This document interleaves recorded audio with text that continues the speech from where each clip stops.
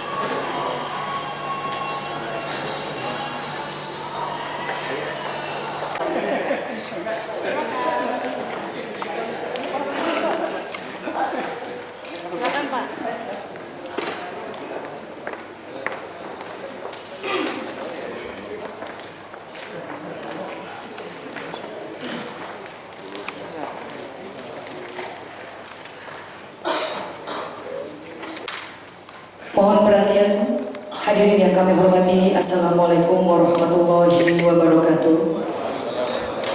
Alhamdulillahirrahmanirrahim.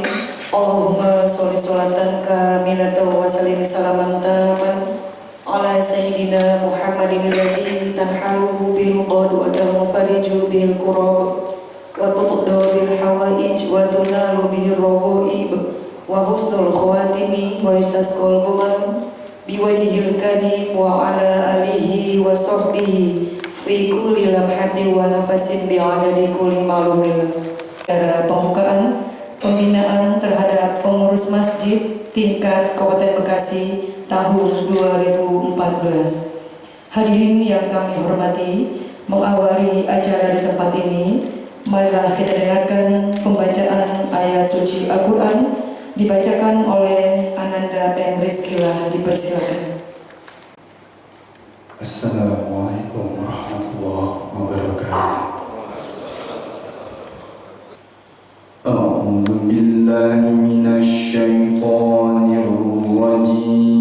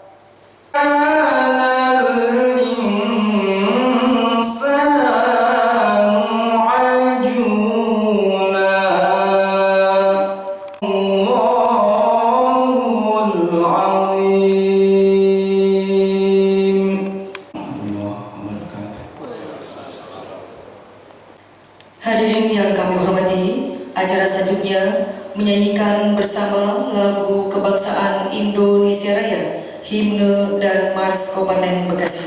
Hadirin dimohon.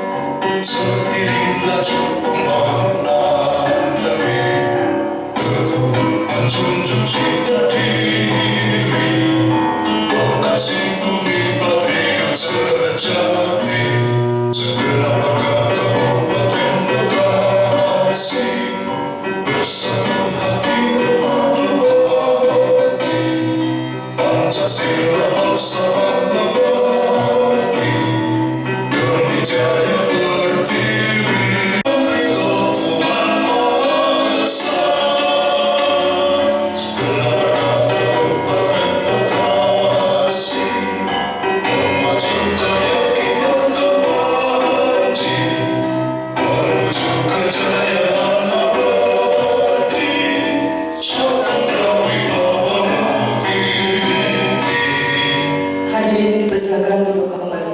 Panitia penyelenggara oleh Kepala Bagian Administrasi Kesra Setda Kabupaten Bekasi, Bapak Haji Abdullah Majid, SH MM, dipersilakan. Assalamualaikum warahmatullahi wabarakatuh. Alhamdulillah rabbil alamin. Wassalatu wassalamu ala asyrafil anbiya'i wal mursalin sayyidina wa maulana Muhammadin wa ala alihi washabbihi ajma'in.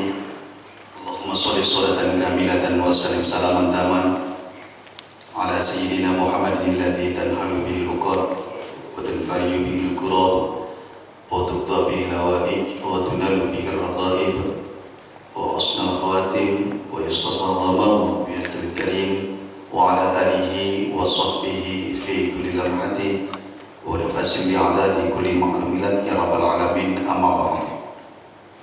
Yang kami hormati Ibu Bupati Bekasi yang dalam hal ini diwakili oleh Bapak Asisten Pemerintahan Desa Bapak Dr. Andes Herman Hanafi, yang kami hormati Kepala Kantor Kementerian Agama Kantor Kabupaten Bekasi Bapak Dr. Andes Haji Sobirin, yang kami hormati Bapak narasumber dari Provinsi Jawa Barat dari Kabupaten Bekasi atau dari pusat, yang kami hormati para peserta pembinaan terhadap pengurus Masjid DKM tingkat Kabupaten Bekasi, Bapak Ibu hadirin sekalian yang berbahagia. Pertama-tama marilah kita panjatkan puji serta syukur kehadirat Allah Subhanahu wa taala, yang mana pada pagi hari ini kita dapat berkumpul dan bersilaturahmi untuk mengikuti kegiatan pembinaan terhadap pengurus Masjid Kabupaten Bekasi tahun 2014 dalam keadaan sehat walafiat. Berkaitan dengan hal tersebut, bersama ini kami sampaikan laporan kegiatan pembinaan. Yang pertama, dasar pelaksanaan. Bahwa yang pertama, dasar pelaksanaan merupakan dokumen pelaksanaan anggaran bagian administrasi Kesra tahun anggaran 2014. Yang kedua, waktu dan tempat pelaksanaan pada hari Kamis tanggal 22 Mei tahun 2014 jam 8 sampai dengan selesai, tempat Aula Kiai Haji Nur Ali lantai 4 Komplek Pemerintahan Kabupaten Bekasi. Peserta, bahwa peserta merupakan utusan kecamatan, masing-masing kecamatan 10 orang, sedangkan Kabupaten Bekasi ada 23 kecamatan, peserta seluruhnya berjumlah 250 orang. Tema, bahwa tema pada kegiatan ini melalui manajemen modern makmurkan masjid untuk kesejahteraan umat. Ibu Bupati atau Pak Asisten yang kami hormati, juga para peserta yang berbahagia, kepada segenap jajaran dinas instansi terkait yang telah berpartisipasi dan bekerjasama bersama pemerintah daerah Kabupaten Bekasi dalam membantu kelancaran kegiatan ini, saya ucapkan terima kasih dan penghargaan yang setinggi-tingginya. Semoga kerjasama yang terjalin sangat erat ini dapat berlanjut di kemudian hari. Bapak Ibu hadirin sekalian, demikianlah laporan yang dapat kami sampaikan. Selanjutnya kami mohon perkenan Bapak Asisten Pemerintahan dan Kesra untuk memberikan sambutan sekaligus membuka secara resmi pembinaan terhadap pengurus Masjid DKM tingkat Kabupaten Bekasi untuk tahun anggaran 2014. Semoga Allah Subhanahu wa taala senantiasa memberikan hidayah dan taufiknya kepada kita sekalian. Amin. Sekian dan terima kasih. Billahi taufiq wal hidayah. Wassalamualaikum warahmatullahi wabarakatuh. Hadirin yang kami hormati, acara selanjutnya sambutan Kepala Kantor Kementerian Agama Kabupaten Bekasi, Bapak Haji Sobirin SAG MSI, dipersilakan. Bismillahirrahmanirrahim. Assalamualaikum warahmatullahi wabarakatuh.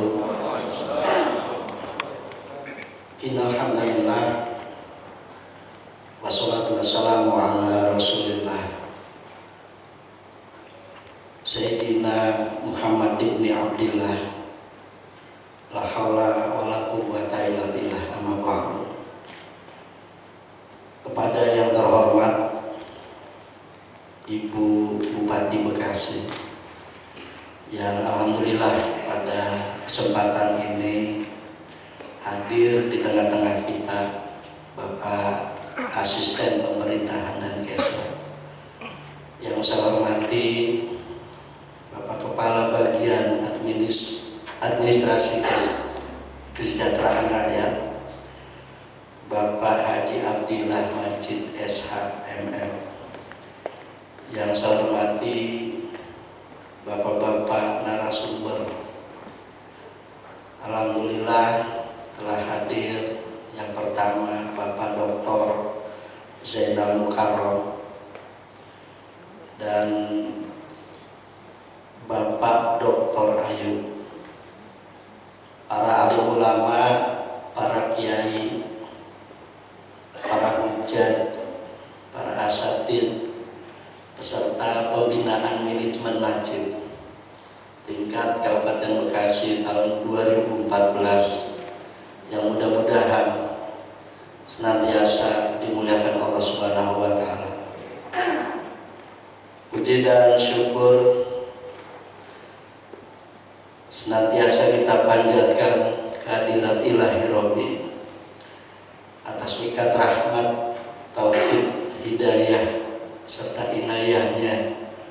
Pada hari ini kita berkumpul di tempat yang mulia dalam rangka mengikuti kegiatan pembinaan manajemen masjid. Mudah-mudahan aktivitas kita semua pada hari ini, esok, dan yang akan datang senantiasa mendapat ridha Allah Subhanahu wa taala. Tak lupa salawat dan salam semoga senantiasa tercurah kepada junjungan kita Nabi besar Muhammad sallallahu alaihi wasallam, pada para keluarga, sahabat dan pengikutnya hingga akhir zaman. Bapak Asisten, Bapak Kabak, hadirin hadirat yang dimuliakan Allah Subhanahu wa taala. Yang pertama, kami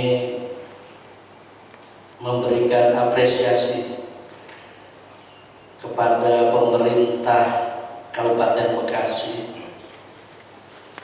yang tak henti-hentinya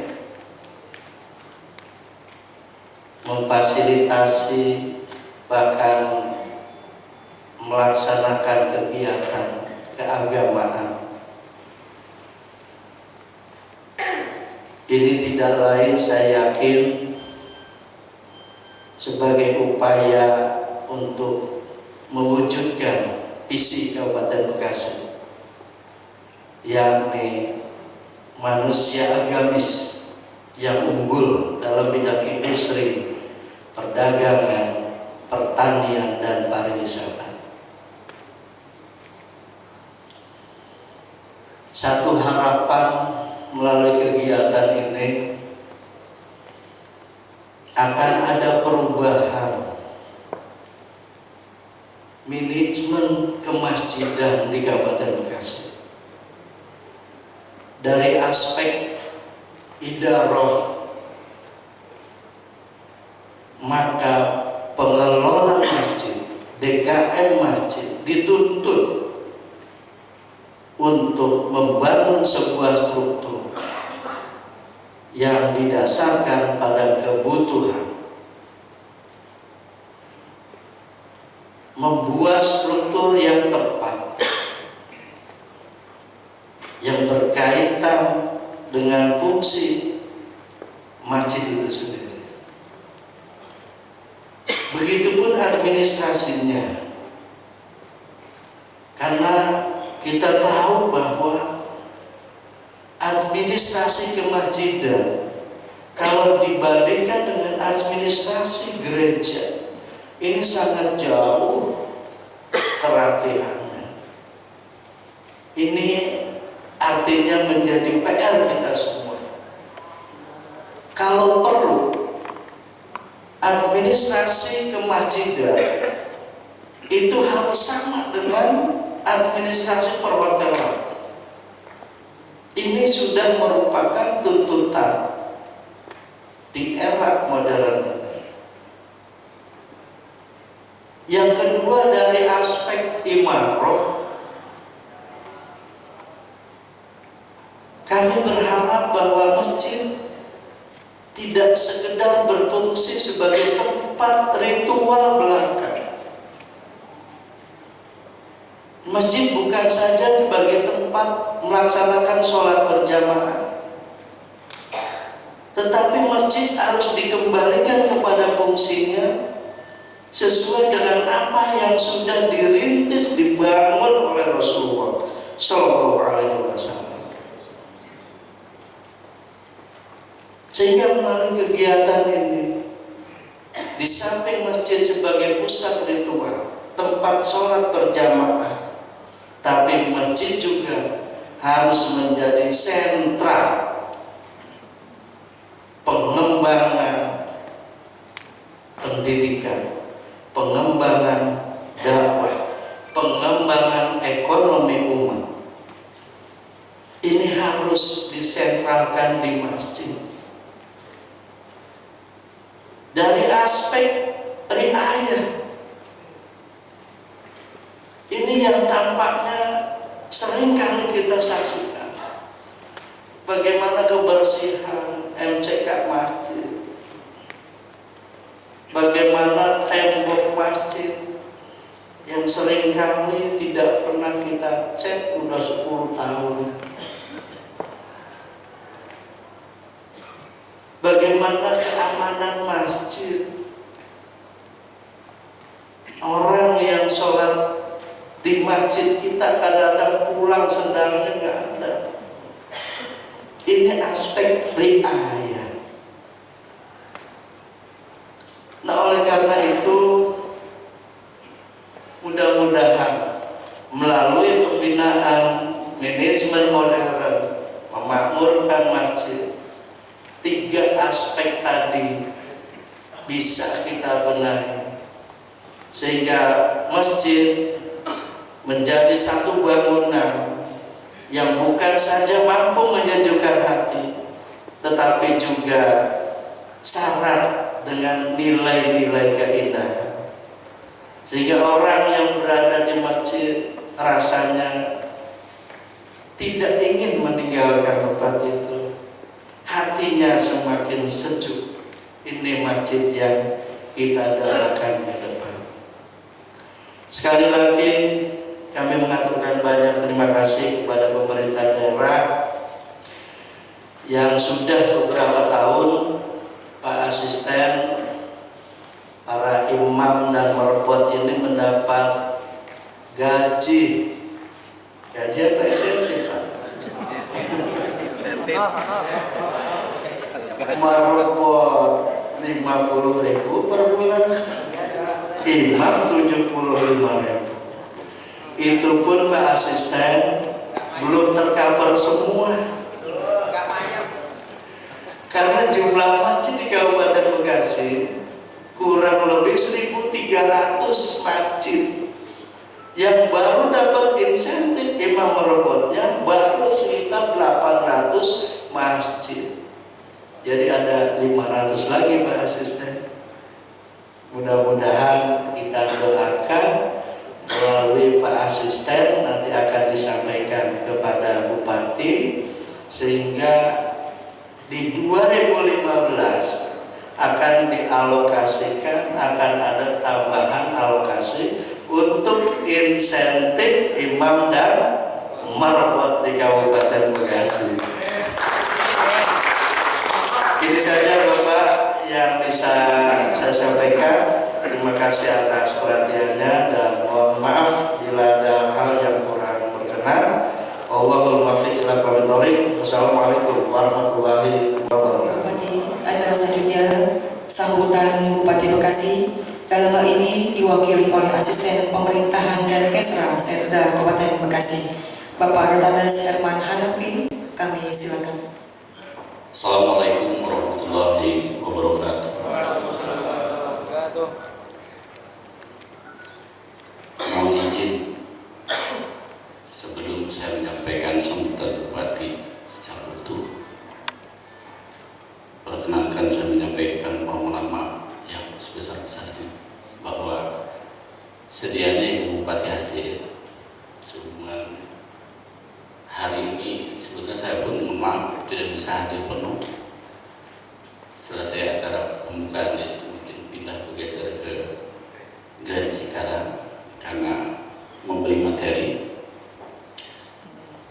Selepas itu di Cipaku, Bandung ada raker karena kita ada kegiatan Porda tahun 2014 ini sebagai tuan rumah, sehingga Ibu membuka di sana dan dilanjutkan malam harinya di Hotel Horizon Bandung juga menyelesaikan KUA-PPAS.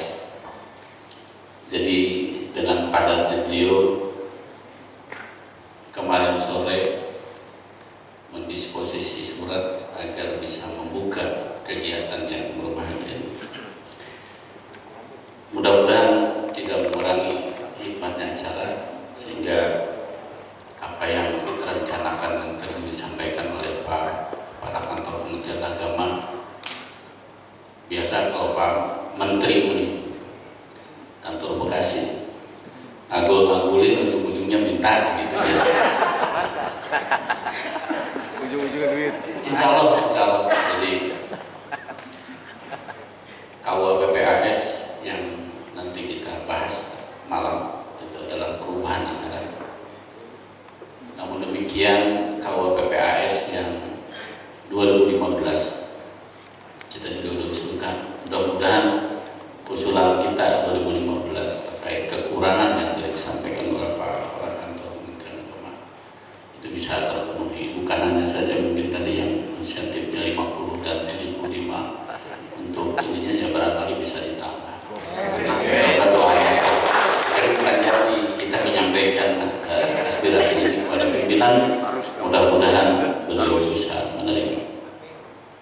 Baik, izinkan saya membacakan sambutan Bupati Bekasi pada acara pembinaan terhadap pengurus masjid tingkat Kabupaten Bekasi tahun 2014. Bapak Kepala Kementerian Agama Kantor Kabupaten Bekasi yang saya hormati, yang terhormat para peserta pembinaan terhadap pengurus masjid tingkat Kabupaten Bekasi, yang terhormat para narasumber. Di sini ada Pak Dr. Selamat datang Pak. Pak Dr. Jenderal juga sudah hadir. Bapak Ibu hadirin hadirat yang berbahagia. Ibunya satu, bapak-bapak yang banyak. Mudah-mudahan kalau tadi sampaikan panitia Pak Kabak bahwa hadir 250, ini belum setengahnya. Mudah-mudahan mungkin ini evaluasi besok Pak Camatnya, Pak Camat yang kurang open gitu ya. Nanti saya minta Pak Kepala Kantor Agama juga mengenai untuk bisa Pak KUA-nya juga. Ini untuk peningkatan kapasitas lah Bapak Ibu sekalian, bahwa mungkin ada perubahan-perubahan pengurusan terhadap masjid itu seperti apa yang kita harapkan ke depan lebih baik. Mudah-mudahan ini ilmu event ini untuk Bapak Ibu sekalian. Hadirin hadirat yang berbahagia, syukur alhamdulillah. Marilah kita panjatkan kehadirat Allah Subhanahu wa taala atas berkah, rahmat dan karunia-Nya. Kita dapat hadir dan bersilaturahmi pada kegiatan pembinaan terhadap pengurus masjid tingkat Kabupaten Bekasi dalam keadaan sehat walafiat. Salawat dan salam senantiasa tercurah pada junjungan kita Nabi besar Muhammad SAW, para keluarganya, para sahabatnya dan pengikutnya sampai akhir zaman. Atas nama pemerintah Kabupaten Bekasi, saya menyambut baik dan mendukung diselenggarakannya pembinaan terhadap pengurus masjid atau DKM tingkat Kabupaten Bekasi, karena masjid merupakan fungsi yang sangat strategis dan menentukan perkembangan agama Islam serta pembinaan umatnya.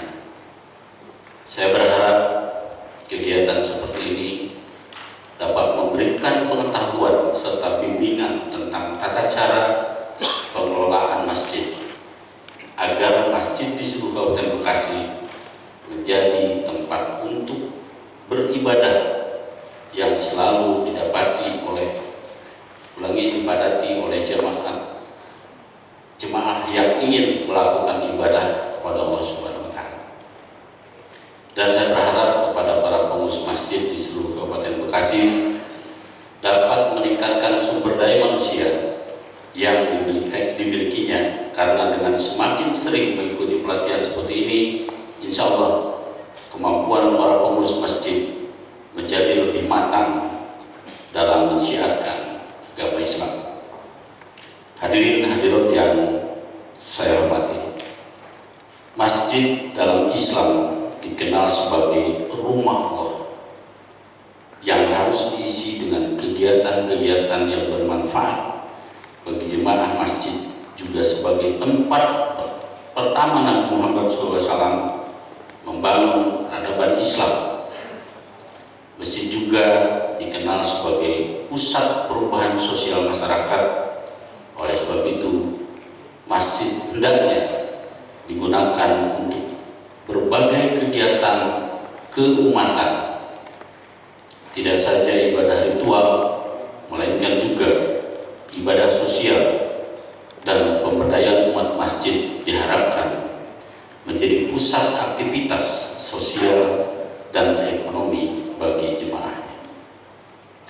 Karena itulah fondasi dasar pembangunan masjid hanya dibangun oleh orang-orang yang beriman kepada Allah Subhanahu wa taala, dan hari akhir yang dapat memakmurkan masjid untuk sholat berjamaah dan menjadikan masjid sebagai tempat untuk berinteraksi sosial, sebagaimana yang telah Allah sebutkan dalam Al-Quran, yang artinya sesungguhnya yang memakmurkan masjid Allah hanyalah orang-orang yang beriman kepada Allah dan hari kemudian, serta tetap melaksanakan sholat, menunaikan zakat, dan tidak takut kepada siapapun kecuali kepada Allah. Maka mudah-mudahan mereka termasuk orang-orang yang mendapat petunjuk. Quran Surat At-Taubah 18. Hadirin yang berbahagia, sejarah peradaban Islam tidak jauh dari kehidupan masjid, baik di zaman klasik, pertengahan, maupun di zaman modern seperti sekarang ini. Di kota-kota besar di Indonesia dan juga negara-negara Islam lainnya, bahwa fungsi dan peranan masjid sudah semakin luas. Masjid adalah tempat sholat. Di masjid pula ada koperasi, apotek, rumah sakit, dan bahkan lembaga konsultasi keluarga. Fenomena seperti ini memang baru dapat kita saksikan di kota-kota besar dengan segala aneka ragam kegiatan yang intinya mengarah kepada kesejahteraan umat. Oleh karena itu, melalui pembinaan DKM pada hari ini, diharapkan masjid-masjid yang ada di Kabupaten Bekasi dapat memulai, dan mungkin sudah ada yang memfungsikan peran masjid tidak hanya ibadah sholat semata, tetapi juga ibadah sosial lainnya. Hal ini patut untuk diberdayakan dengan tujuan bahwa meningkatkan kesejahteraan umat dapat dimulai dari masjid. Kehidupan umat Islam seyogyanya dimulai dari masjid dan diakhiri di masjid. Hadirin dan hadirat yang saya hormati, pada kesempatan yang sangat baik ini perlu saya sampaikan maksud dan tujuan diadakannya pembinaan terhadap pengurus masjid atau DKM tingkat Kabupaten Bekasi ini, yaitu yang pertama, sebagai upaya menciptakan atau terciptanya para pengurus DKM yang berkualitas dalam pemberdayaan masjid ideal menuju terwujudnya kesejahteraan umat. Kedua, memantapkan peran DKM dalam pengelolaan manajemen masjid ke arah yang lebih baik dan modern. Kepada para peserta pembinaan terhadap pengurus masjid, tingkat Kabupaten Bekasi diharapkan dapat memanfaatkan pembinaan ini dengan sebaik-baiknya dan penuh kesabaran. Demikian sambutan yang dapat saya sampaikan. Akhirnya dengan mengucap Bismillahirrahmanirrahim, maka pembinaan terhadap pengurus masjid tingkat Kabupaten Bekasi tahun 2014 secara resmi saya nyatakan dibuka. Semoga Allah Subhanahu wa taala senantiasa memberikan doa dan membimbing usaha kita sekalian. Billahi taufiq wal hidayah. Wassalamualaikum warahmatullahi wabarakatuh. Bupati Bekasi Dr. Hajah Neneng Hasanah Yasin dicap dan ditandatangan. Terima kasih. Assalamualaikum warahmatullahi wabarakatuh. Kita berdoa mengharap ridho ilahi Rabbi. Berikut doa bersama dipimpin Bapak Kiai Haji Mahmud. Inna wa taqabbal du'ana bisirril Fatihah.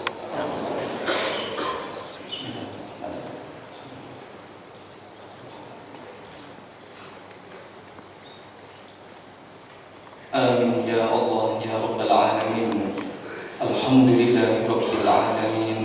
Hamdan na'imin, hamdan syakirin, hamdan yuwafi ni'amahu wa yukafi'u mazidah.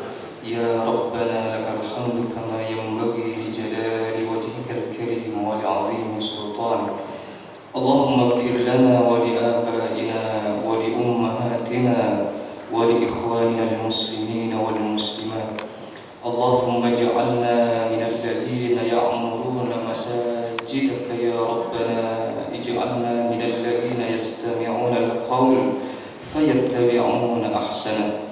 Allahumma ij'alna minas sajidin, Allahumma ij'alna minal raki'in, waj'alna minal ladzina ya'muruna bil ma'ruf wa yanhauna 'anil munkar wal hafizuna li hududillah. Allahumma arinal haqqa haqqan warzuqna ittiba'ahu wa arinal batila batilan warzuqna ijtinabahu. Rabbana taqabbal minna innaka antas sami'ul 'alim wa tub 'alaina ya maulana innaka antat tawwabur rahim. Wahdina wa waffiqna ila al-haqqi wa ila tariqin mustaqim. Ya hasanah wa fil akhirati hasanatan wa qina 'adzaban nar. Subhana rabbika rabbil 'izzati 'amma yasifun wa salamun 'alal mursalin walhamdulillahi rabbil alamin. Dengan demikian, acara pembukaan di tempat ini telah selesai. Acara dilanjutkan dengan pelaksanaan pembinaan dengan narasumber yang pertama, Bapak Dr. Haji Zainal Mukarram MSI. Narasumber yang kedua, Bapak Dr. Haji Ayub Rohadi dengan dipimpin moderator Bapak Nedi SAG. Terima kasih atas perhatian dan datangannya. Billahi taufiq wal hidayah. Wassalamualaikum warahmatullahi wabarakatuh.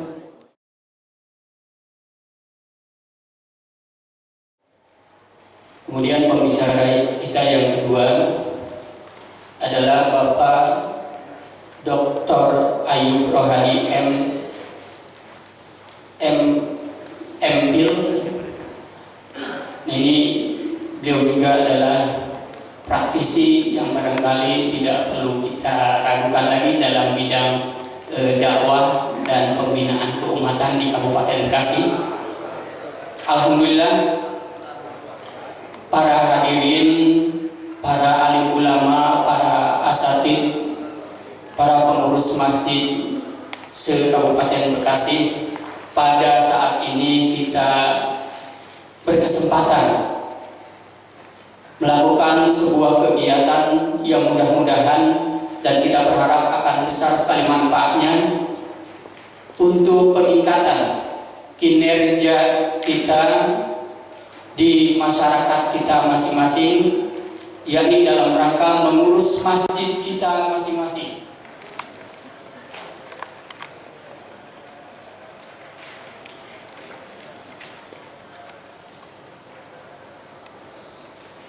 Bismillahirrahmanirrahim. Assalamualaikum warahmatullahi wabarakatuh. Alhamdulillah wassalatu wassalamu ala Rasulillah wa ala alihi wa sahbihi wa mawala. Asyhadu an la ilaha illallah wahdahu la syarika lah wa asyhadu anna Muhammadan abduhu wa rasuluhu la nabiyya ba'da. Amma ba'd. Bapak Dr. Muhammad Yaqub yang saya hormati, saudara moderator, para alim ulama, para asatidz dan segenap peserta pembinaan pengurus PKN tentang manajemen masjid se-Kabupaten Bekasi yang insya Allah dimuliakan Allah Subhanahu wa Ta'ala. Karena waktu sudah menjelang siang, saya ingin mempercepat saja lah, apalagi ini ada dua pembicara, jadi kita lebih perkuik saja lah, supaya dari aspek-aspek tertentu mungkin bisa nanti mungkin kalaupun ada kajian dan tanya jawab lah yang perlu kita pertajam. Saya diberi kesempatan untuk membicarakan mungkin terlebih dahulu tentang manajemen masjid. Sekedar untuk ta'aruf, tidak ada sebuah pepatah yang mengatakan tak kenal maka tak sayang, katanya. Saya nama ini Jenderal Mukarram. Keseharian saya menjadi salah seorang pengajar di Fakultas Dakwah dan Komunikasi di UIN Sunan Gunung Jati Bandung. Saya tinggal di Cimahi, tapi kalau saya sebetulnya tetangga Bekasi karena saya lahir dan besar kebetulan di Teluk Jambe, Kabupaten Karawang. Jadi kalau banyak kota, kalau dia tetangga kabupaten sebenarnya. Jadi Kabupaten Bekasi bagi saya sudah tidak terlalu aneh. Dia tetangga kabupaten juga sebenarnya. Hanya seiring dan sejalan saya sudah meninggalkan kampung halaman sejak tahun 85-an sampai sekarang. Jadi sudah meninggalkan Karawang hampir lebih mencapai mungkin sekitar 30 tahunan. Jadi sekarang sudah hilang karakteristik Karawangannya. Biasanya kan Karawang hampir sama lah, bahasa rada kasar gitu. Jadi hampir mirip-mirip lah dengan orang-orang Bekasi tertentu. Karena dari sisi budaya sebenarnya hampir sama. Baik Bapak dan Ibu sekalian, saya mengawali pertama dari latar belakang. Kenapa kita sekarang membicarakan soal manajemen masjid?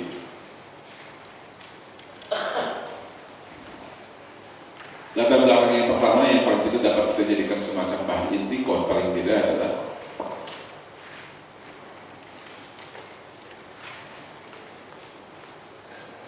ini soal tentang adanya kompleksitas kehidupan manusia, di mana dinamika sosial dan perkembangan zaman yang senantiasa terus meningkat. Tentu saja kemudian orang akan berusaha untuk mencari apa sebenarnya tempat pelabuhan untuk mencari dalam rangka menghadapi tantangan kehidupan itu. Nah, kita tentu berharap masjid selama ini bisa menjadi salah satu benteng terakhir bagaimana bisa menghadapi problematika persoalan-persoalan dinamika kehidupan masyarakat yang semakin meningkat.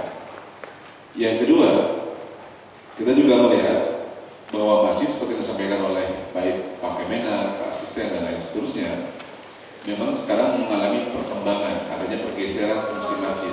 Jadi masjid bukan hanya sekedar sebagai tempat pelaksanaan ritual ibadah mahdoh aksi, tapi juga sudah masuk pada wilayah-wilayah yang lebih makro. Di beberapa tempat sekarang masjid juga sudah disetting dan desain bukan hanya sekedar untuk menjadi pelaksanaan kegiatan-kegiatan ritual, tapi juga lebih dari aspek itu. Nanti kita jelaskan tentang beberapa tipologi dan karakteristik masjid. Nah, yang berikutnya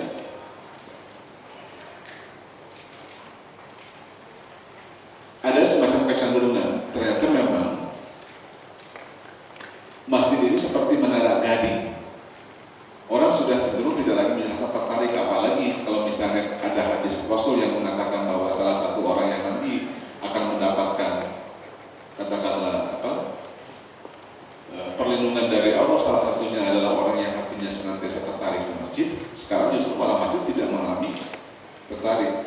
saya terus terang pernah berkeliling Kabupaten Bekasi, patut berbangga bukan hanya karena harapan bapak-bapak. Saya sulit untuk menemukan masjid yang jelek, Pak, di Kabupaten Bekasi ini sebenarnya. Dan ini sebetulnya potensi yang sangat luar biasa. Apalagi tadi sudah ada ucrop dari pemerintah daerah, walaupun masih dalam sebatas ala kadarnya untuk merebut imam dan imam dan merbot saja. Ya, imam saja ya. Imam dan merbot. Imam dan merbot. Nah, ini kita melihat ada kecenderungan masjid seperti menandakan dia hanya enak dipandang tetapi kecil. Bahkan yang lebih tragis lagi sekarang ada fenomena yang keempat. Orang merasa bahwa membangun masjid itu adalah ibadah, padahal sebenarnya proses pemakmuran masjid tidak kalah ibadahnya sebenarnya dengan membangun masjid. Orang sekarang banyak berlomba membangun masjid, tetapi orang tidak banyak berlomba dalam konteks memakmurkan masjidnya. Sehingga masjid dengan populasi hampir banyak. Kalau dulu misalnya 1 RW 1 masjid, sekarang hampir dapat dipastikan 1 RT 1 masjid. Jadi orang berkembang, melakukan proses pengembangan dan pembangunan masjid lebih hanya memenuhi aspek tuntutan, bukan pada aspek kebutuhan. Sehingga tak heran masjid banyak pada waktu-waktu tertentu, tetapi masih sepi dari aspek fungsinya. Itulah yang kemudian ini menjadi salah satu pertimbangan kenapa kemudian manajemen modern harus kemudian diterapkan menjadi salah satu bagian strategi pengembangan masjid. Nah, kemudian yang berikutnya, kalau kita baca seperti yang disampaikan tadi, seperti nama ya'muru masajid Allah dan seterusnya, maka pengelolaan pemakmuran masjid menjadi semacam kondisio sine qua non bagi setiap muslim bagaimana berangkat memberdayakan umat harus bertolak dan Comparative Religion International Islamic University Islamabad. Kemudian pada tahun 1993 sampai tahun 1996 dia menyelesaikan program LC-nya di Aqidah and Comparative Religion International Islamic University Islamabad. Kemudian pada tahun 1992 sampai tahun 1993 dia menyelesaikan program Diploma of Dakwah Academy di International Islamic University Islamabad. Kemudian pada tahun 1983 sampai tahun 1992 dia menyelesaikan pendidikan di Pondok Pesantren At-Taqwa Ujung Harapan Bahagia Bekasi, Jawa Barat. Dan pada tahun 1977 sampai tahun 1983 beliau menyelesaikan program pendidikan Madrasah Ibtidaiyah di Madrasah Ibtidaiyah Matlaul Ulum Bekasi, Jawa Barat, di Warung Bambu, Cikarang Barat, Bojongkoneng, Telaga Murni. Lengkap, Pak. Nah, kemudian barangkali cukup Pak ya. Masih banyak pengalaman beliau termasuk dalam untuk seminar dan training semacam ini yang tidak barangkali sangat banyak kalau dibacakan. Baik, untuk mempersingkat waktu pada beliau saya persilakan untuk memaparkan materinya. Dan materi yang akan beliau sampaikan adalah terkait dengan judul Masjid Ideal dalam Perspektif Manajemen Modern. Saya silakan. Warahmatullahi wabarakatuh. Alhamdulillah, syukurillah, salatan wassalamu ala Rasulillah Muhammad ibn Abdillah wa ala alihi wa ashabihi wa mawala amma ba'du. Al-Muhtaram, narasumber kita yang datang dari jauh dari Bandung, Bapak Dr. Zainal Mukarram, hafizahullah, mudah-mudahan Allah menjaga beliau. Amin. Para asatiz, para ketua DKM Masjid Kabupaten Bekasi, inilah ketua dewan yang tidak pernah didemo, Dewan Kemakmuran Masjid. Alhamdulillah pada siang ini kita berkumpul di aula Bapak Kiai Haji Nur Ali, Pemda Bekasi. Mudah-mudahan Allah mencurahkan kasih sayangnya kepada kita semua, taufik dan hidayahnya, dan dikuatkan untuk menegakkan dakwah berbasis masjid. Selawat dan salam tak lupa kita sampaikan kepada kasih Allah, junjungan kita Nabi Muhammad SAW, kepada keluarganya, sahabatnya, dan kita sebagai pengikutnya. Tema yang dilimpahkan kepada pembicara kedua yaitu masjid ideal dalam perspektif manajemen modern. Lanjut, yang tadi disebutkan mungkin saya lewati aja Pak ya. Mungkin kata masjid kita melihat ke belakang tentang definisi masjid ya. Ini terulang sebanyak 28 kali di dalam Al-Quran dari segi bahasa. Kata ini diambil dari akar kata sajada yasjudu sajdatan wa sujudan wa masjidan.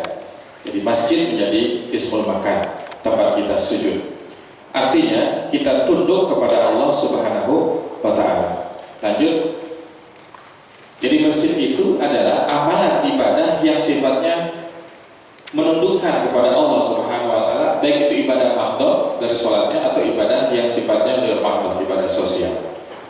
Tadi sebutkan bahwa ya, masjid harus diperbaiki manajemennya, baik itu masalah manajemen keuangannya, manajemen secara jamaahnya yang datang. Ya, ini sangat penting hari ini. Kenapa? Sebab ada kelompok-kelompok yang bisa jadi nyusul Pak. Yang hari ini kan istilah yang sangat menyakitkan umat, yang sangat memojokkan umat Islam, yaitu istilah al-irhab atau al-irhabiyun, yaitu kelompok teroris. Bahkan ayat kita diambil oleh musuh-musuh Islam. Wa'iddu mastata'tum min quwwatin wa min ribatil khairi turhibuna bihi aduwallahu aduwakum. Padahal tafsiran kita enggak seperti itu kan ya.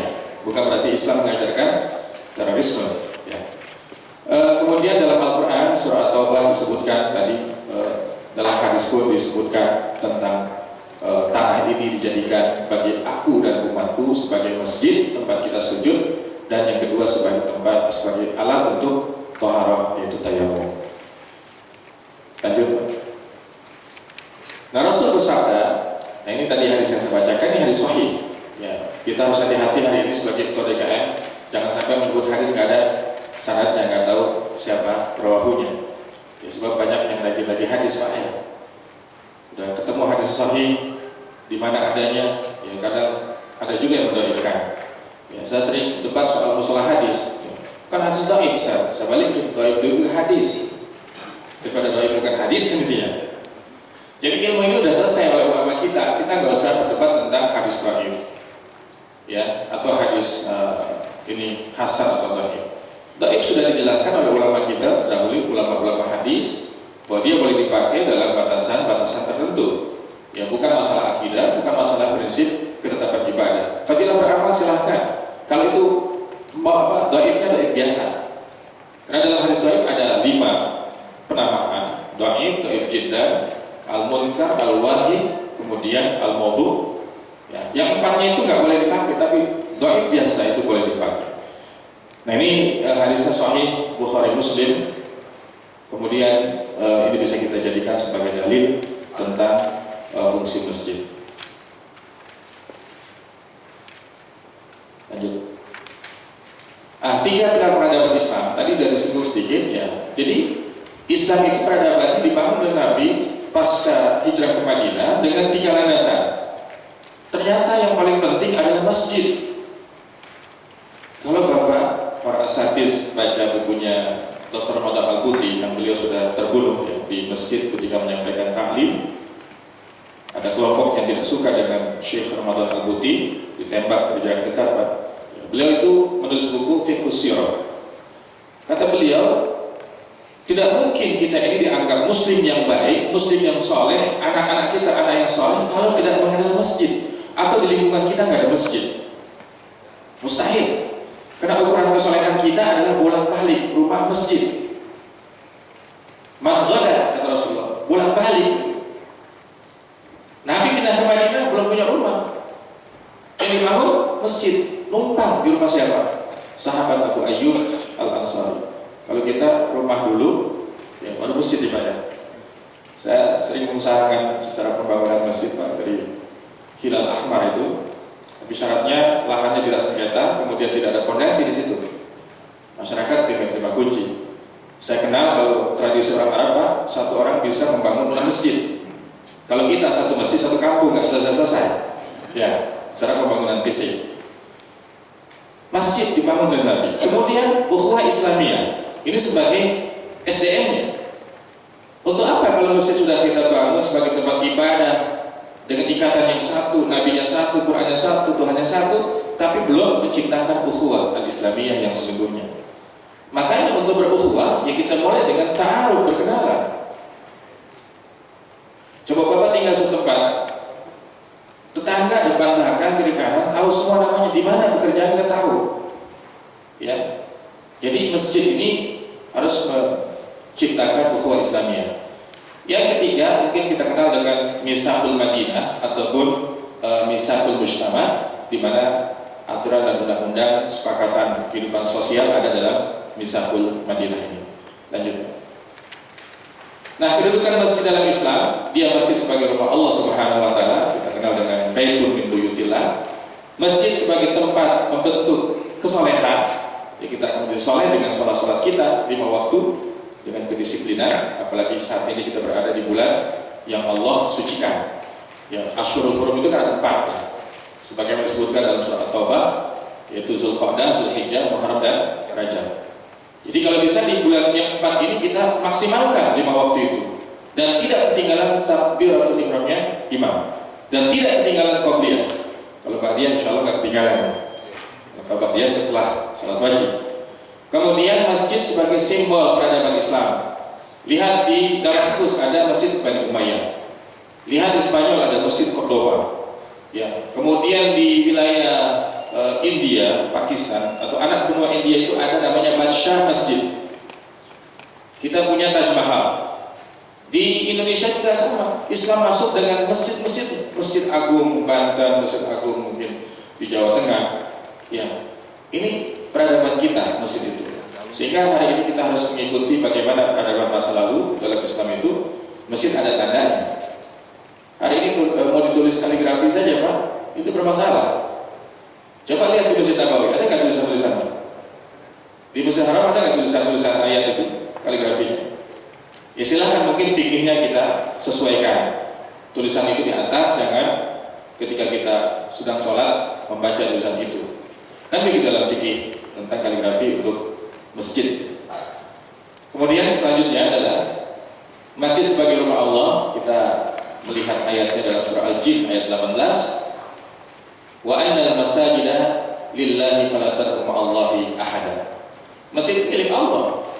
Jadi bukan kita pemilik, kita hanya diperintahkan membangun. Ya. Jadi masjid harus disesuaikan dengan pemiliknya. Allah. Tapi beliau juga adalah tokoh ya, dan aktivis dakwah baik di kampus ataupun di masyarakat baru. Baik, itu saja. Mohon maaf apabila ada kekurangan. Wassalamualaikum warahmatullahi wabarakatuh.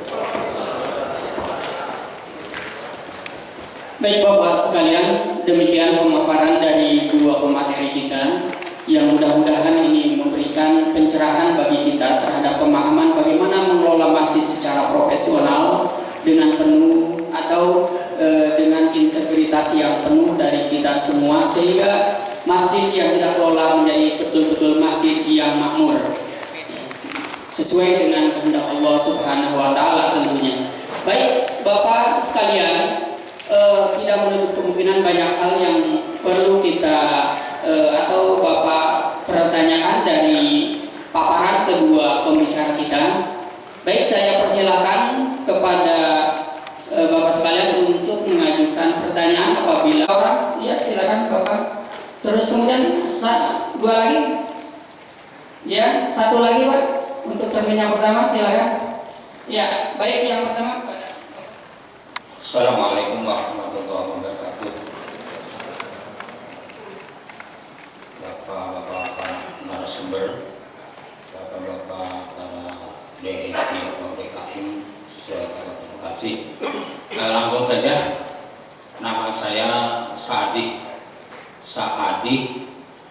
utusan dari Kecamatan Babelan dan juga termasuk Ketua DKM Masjid Jami'ul Hidayah Tambun Magih Buni Bakti. Di sini ada 2 pertanyaan Pak. Yang pertama yang tadi oleh Bapak Zainal, di situ ada masjid yang masjid sekolah gitu ya, yang kampus sekolah gitu. Di sini yang saya tanyakan, masjid sekolah itu sering dipakai sholat Jumat. Kemudian sekolah itu libur semester, lalu Jumatnya tidak dipakai, Jumat masing-masing masih di kampung.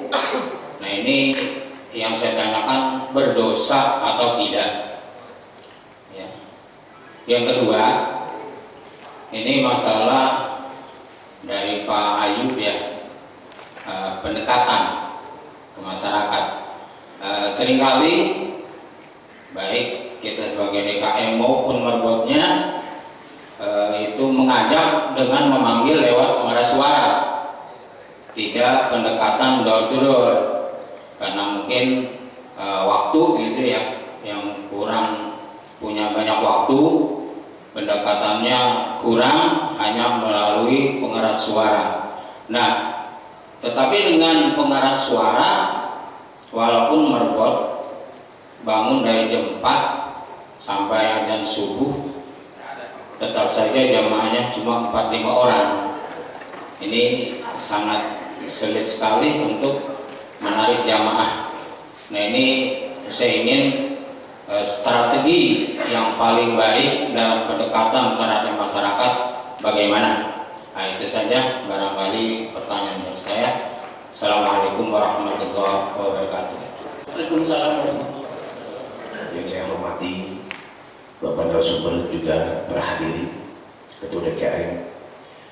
Saya yakin ini udah gelisah nih Pak. Pertama zuhur, kedua honor menungguin di depan. Bersingkat saja, nama saya Pak Agus Hermawan dari Cikarang Utara, kebetulan pengurus Masjid Al-Mustaqim. Dibilang ada dua hal yang perlu saya pertanyakan. Pertama untuk Pak Jainal.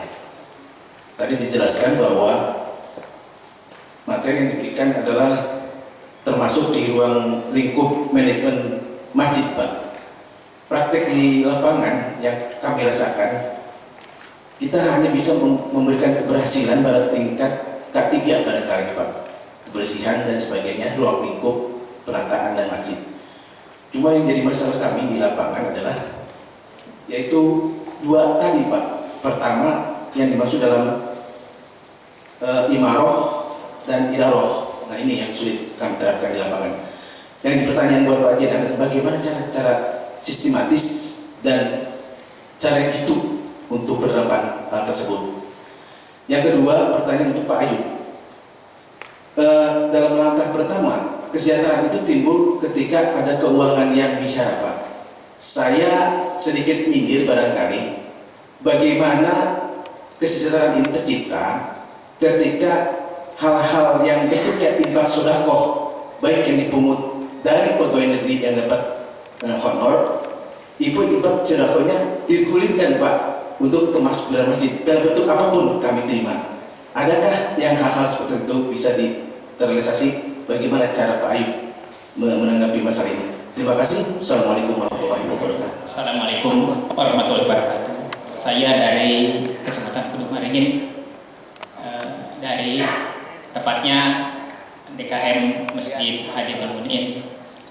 Yang saya tanyakan untuk Bapak yang dari Bandung tadi, Zainal Mukarom, saya baru pertama kali melihat perkembangan rumah ibadah yang ada di Indonesia. Padahal saya masih ingat agama Islam di Indonesia tahun 1982 saya waktu mengikuti rapat waktu itu tahun 1982 agama Islam ada 90%, Pak, waktu itu. Nah, sekarang saya merasa kaget sekali, kok kenapa ini agama Islam, lihat dari persentase tahun per tahun sebelum reformasi dan sesudah reformasi, sekarang sampai agama Islam sampai 64%. Ini latar belakangnya apa? Padahal kalau dilihat dari kampung ke kampung, apa yang tadi katakan Bapak, masjid alhamdulillah tiap sembahyang 5 waktu, walaupun jemaahnya cuma ada 2 orang, 3 orang, selalu berkumandang azan. Itu Pak. Terus yang kedua tadi dikatakan sama Bapak depan Pak ya, yang gampang aja Pak ya. Masalah manajemen di DKM, kalau dibandingkan dengan agama yang lain, DKM sangat minim sekali. Kalau di agama yang lain, peningkatannya bagus, modern, terrealisasi segala-galanya. Saya terus terang aja Pak, saya mengurus masjid hampir udah 24 tahun. 24 tahun Pak. Sampai sekarang, alhamdulillah, apa yang harus dimanage sama saya? Misalnya dari si A habis panenan ngasih kepada masjid, alhamdulillah, apa yang harus ditulis, apa yang harus dirapi-rapi. Jadi pakem gitu Pak. Kalau misalnya orang-orang masjid zaman sekarang kami pinter-pinter semua, kalau tiap bulan ada donatur yang khusus, ada donatur yang insya Allah Pak bisa mengalahkan agama yang lain untuk masalah manajemen di DKM itu. Yang permasalahannya apa yang harus ditulis tiap bulan ini 0, bulan besok 0, jadi ada 12 bulan itu kagak ada sama sekali Pak. Kagak ada apa yang harus saya ditulis, kagak ada sama sekali. Tetap DKM walaupun bagaimana berusaha untuk memberikan seorang khutbah dan khotib sekali imam sekian, itu dari kencelengan. Kalau begini kita sedih sekali Pak. Makanya saya tadi merasa besar hati, kata besar hati Pak ya, akan dinaikkan imam katanya 7, dari 70 akan jadi sekian, 75 jadi sekian, marabot 50.000 jadi sekian, tapi belum tentu nominalnya. Padahal marabot Pak, di bawah itu satu masjid ada 5 orang Pak, ada 4 orang marabot. Kalau sebulan cuma 50.000 dibagi 5. Dari saya tidak panjang lebar, mohon maaf. Wassalamualaikum warahmatullahi wabarakatuh. Maaf Pak, namanya Pak? Namanya siapa? Pak Enoni Sudrajat Pak. Pak Enoni Sudrajat. Atur nuhun Pak. Baik Bapak sekalian, terima kasih atas komen baliknya. Jadi kenapa kita memandang penting ada istilah manajemen dalam pemberdayaan dan pengembangan masjid? Karena salah satu pertimbangan dasarnya adalah karena ternyata tidak semua masjid bisa digeneralisasi, tidak semua masjid bisa dipukul rata. Makanya muncul ada istilah tipologi. Munculnya istilah tipologi ini tentu saja dari apa yang kita lihat, seperti misalnya tadi sekolah itu misalnya masih digunakan hanya ketika menjelang anak itu, jangankan masjidnya, sekolahnya juga tutup Pak. Tadi ada pertanyaan yang agak cukup menarik, apakah kalau masjid yang bisa dipakai Jumatan kemudian siswanya libur, kemudian masjid itu juga jadi libur dengan ada Jumatannya, apakah berdosa? Nah, tentu saja dalam konteks seperti ini bukan kaitan fikihnya sebetulnya yang dikajikan ya. Tentu yang kita bicarakan adalah soal aspek manajemennya. Justru karena posisi dan kehadiran masjid ada di tempat sekolah, harusnya muara pendidikan pun berbasis pada pendekatan masjid. Nah, jadi saya tidak masuk pada wilayah fikih, khawatir takut menjadi ikhtilaf. Hanya mungkin masuk pada bahwa kenapa kok ada istilah masjid ini, dan seterusnya. Bahkan kalau dulu ada istilah masjid Pancasila, karena kebetulan sumbernya dari Yayasan Amal Bakti Muslim Pancasila. Bahkan beberapa tertentu ada orang yang tidak mau Jumatan karena ini katanya dari Bukhara gitu. Ada orang yang cenderung dan segala macamnya. Jadi tipologi seperti ini sebenarnya hanya merupakan penyederhanaan dari beberapa realitas yang ada berdasarkan pikiran-pikiran taksonomi, artinya pengklasifikasian Pak. Misalnya seperti kalau begini, kalau Bapak dari Bandung ke wilayah Cianjur, sebelum memasuki gerbang kota Cianjur itu akan berhadapan dengan Masjid Darussalam. Itu kalau dari arah Bandung ke sebelah kanan Pak. Itu kita kalau, dan itu biasanya bukanya itu setelah zuhur. Jadi setelah orang zuhur itu orang pada ngopi di situ gratis Pak. Hanya disiapkan saja kotak amal. Saya pernah dulu mendapatkan bocoran dari kebetulan ketua DKM-nya adalah teman. Saya tanya, berapa itu 1 bulan untuk kotaknya itu? Ya nggak besar sih, lumayan, cuma sebulan katakanlah ya dari ongkos. Kita belanja kopi kurang lebih 1 bulan habis 2,5 juta, tapi kotak itu hampir 20 juta. Karena kan nggak mungkin orang kasih infak minum kopi di masjid itu nyumbangnya 2.000. Pasti sekurang-kurangnya 5.000 gitu. Dan ternyata itu luar biasa dan bisa hidup Pak masjid itu. Jadi kalau Bapak masuk lewat, karena ada yang mungkin sudah biasa, itu dari Bandung arah ke Cianjur atau lewat ke Bogor, itu ada Masjid Darussalam. Itulah yang saya sebut. Di satu sisi dia berfungsi sebagai masjid jami, karena dia masjid kecamatan, tapi masjid kelurahan. Tapi dia juga menjadi masjid besar karena tingkat kecamatan. Dia juga menjadi masjid transit, karena orang untuk rehat juga mampir ke situ. Jadi kita kalau misalnya sholat zuhur, sholat asar, sholat maghrib dan sholat isya, kita bisa sambil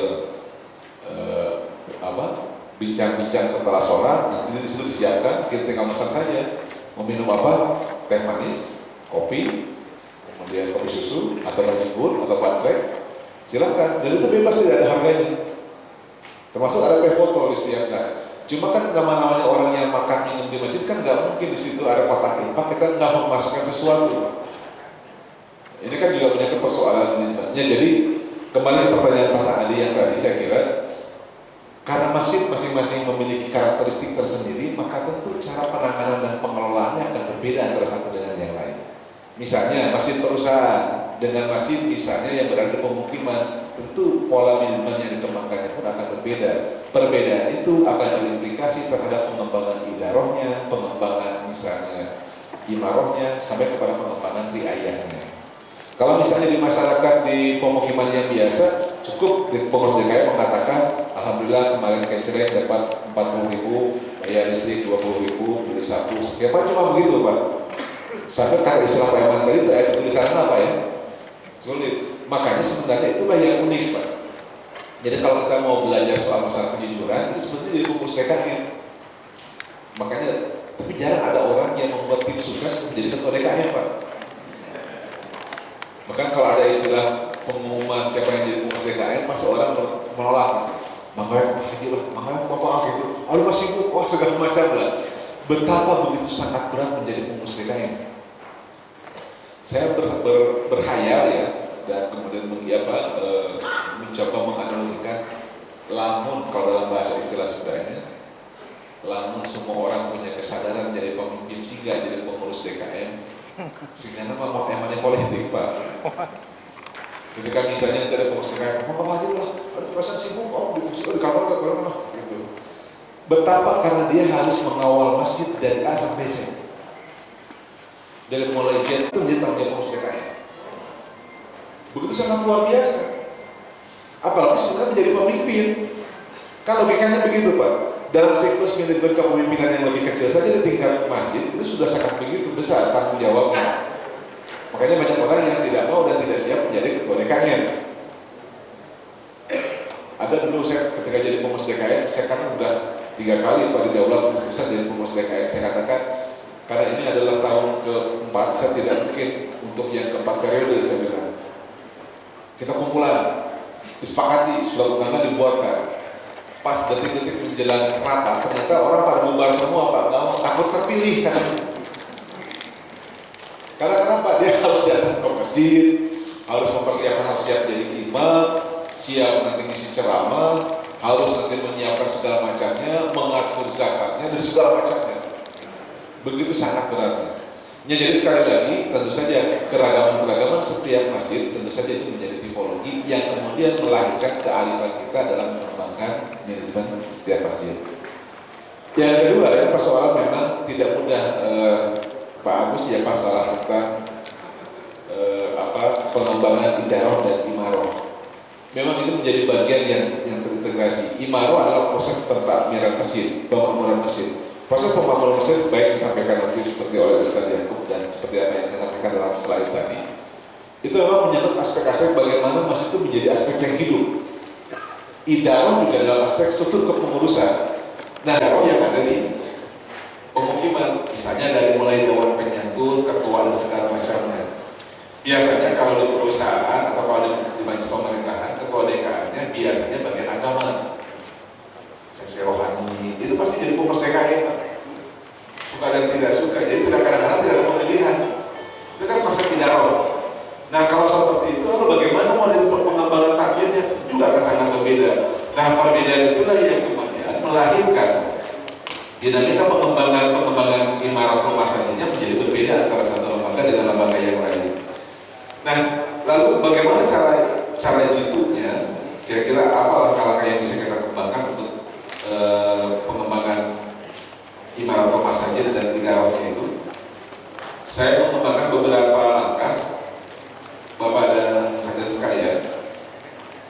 Di slide saya itu ada tips yang terakhir kita belajar dari sukses Rasulullah SAW memilih masjid. Ada 3 sebenarnya. Rasul berhasil membangun masyarakat melalui berbasis masjid itu. Yang pertama adalah adanya kesadaran dari segenap warga jamaah pada nilai-nilai Islam yang dikembangkan di masjid dalam seluruh strata kehidupan. Jadi tentu saja hal yang paling sulit itu adalah menumbuhkan kesadaran, dan kesadaran itu lagi-lagi kalau dari aspek teologis adalah pasal hidayah, itu tidak mudah juga. Yang kedua, Rasulullah itu beserta para pengelola masjid itu mampu menghubungkan antara aktivitas masjid dengan kebutuhan masyarakat. Makanya sepengetahuan saya, kalau nanti Ustaz itu dikoreksi, zaman Rasul salah satunya tidak ada fikih, dan munculnya fikih setelah Rasul tidak ada. Rasul kan tidak mengatakan ada fikih dulu ya. Fikih itu kesini-kesini. Saya jangan-jangan jadi curiga muncul di beberapa bacaan-bacaan